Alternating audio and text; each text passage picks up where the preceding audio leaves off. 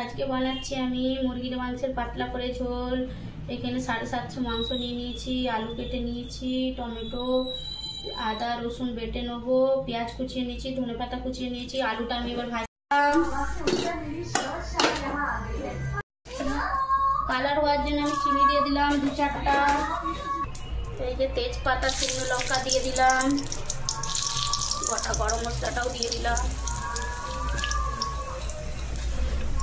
পেঁয়াজটা তুলে দেব।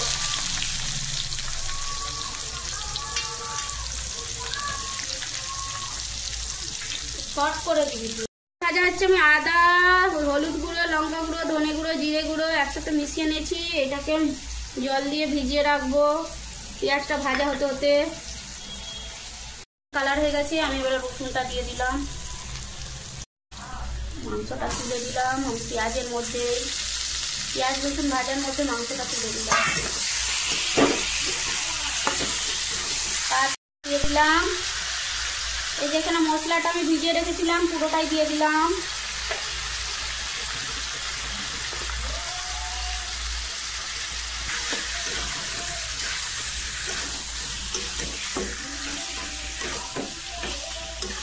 হয়ে গেছে আমার কষা। আমি আলুটা দিয়ে দিলাম, ধনেপাতা দিয়ে দিলাম।